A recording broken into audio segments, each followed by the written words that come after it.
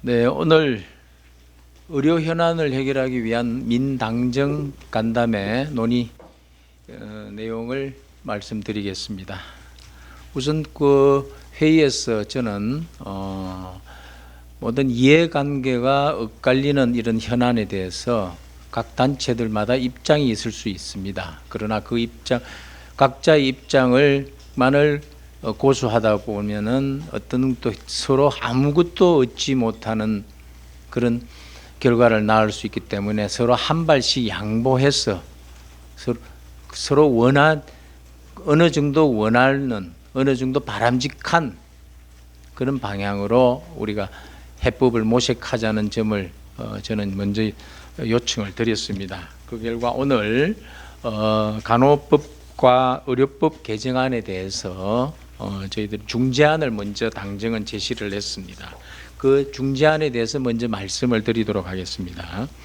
간호법안과 관련해서는 법안의 이름을 간호법에서 간호사 처우 등에 관한 법으로 변경을 하자는 안을 제시를 했습니다.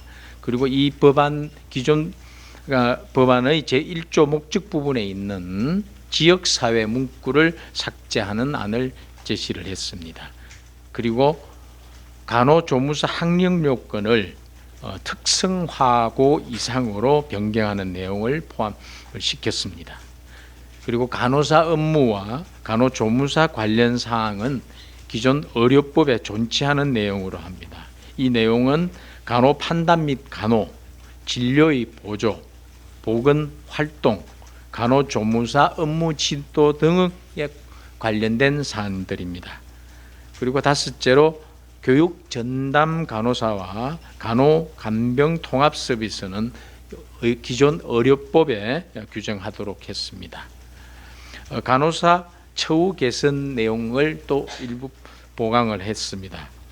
간호 종합 계획을 수립하고 간호정책심의위원회 규정을 신설하는 내용을 제시를 했습니다. 이를 통해서 간호 지원에 대한 정부의 체계적이고 종합적인 계획을 수립할 것을 의무화하고 있습니다. 또 현재 중앙 1개 10개 권역센터가 설치 운영 중인 간호인력지원센터의 광역 시도별로 다 설치할 수 있도록 근거를 마련하는 내용도 포함을 시켰습니다. 네, 의료법 개정안과 관련해서는 기존 복지위원회에서 의결한 결격 사유와 관련해서 모든 범죄로 금고 이상 선고,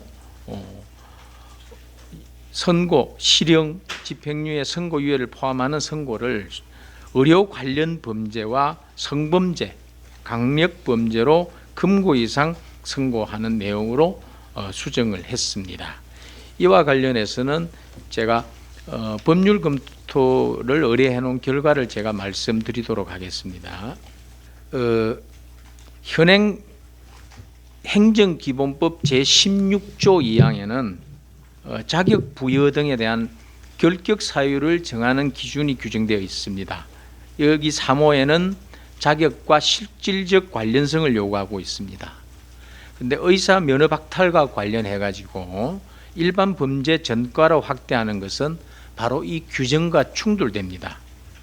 종전에 변호사라든지 공인회계사 등 몇 개 직역에 일반 범죄 전과를 결격 사유로 규정한 사례가 있었지만 이는 행정기본법 제정 이전의 일이고 행정기본법 제정 이후에는 이 기준이 준수될 필요가 있습니다.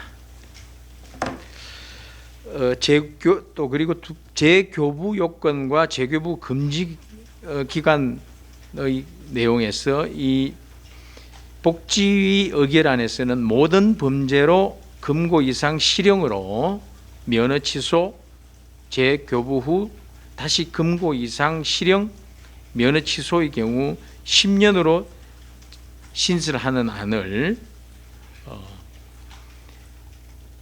의료 관련 범죄, 성범죄, 강력범죄로 금고 이상 실형 선고, 면허 취소 후 재교부받은 자가 동일 범죄로 다시 실형을 받아 면허 취소 시 5년으로 수정했습니다. 오늘 이 중재안에 대해서 의협 측은 긍정적으로 검토해 보겠다는 입장을 밝혔고, 또 간호조무사협회도 중재안을 받아들이겠다라는 의사를 밝혔습니다. 그리고 임상병리사협회는 의료기사와 보건의료 정보관리사 등의 업무 범위를 보다 명확하게 해주는 전제로 동의 의사를 밝혔습니다. 다만 간호사협회 측은 아직 이 수용하기가 다소 어렵다는 입장을 밝혔습니다. 그리고 나머지 13개 의료단체도 의료단체로 구성된 보건의료연대 측도 협의해서 이 내용을 협의해서 긍정적으로 검토하겠다는 그런 오늘 참석하신 간호사협회를 제외한 나머지 3개 단체에서도 입장을 이렇게 밝혔습니다. 다만 오늘 이런 중재안을 저희들은 냈고요. 오늘 간호사협회 측에 대해서도 저희는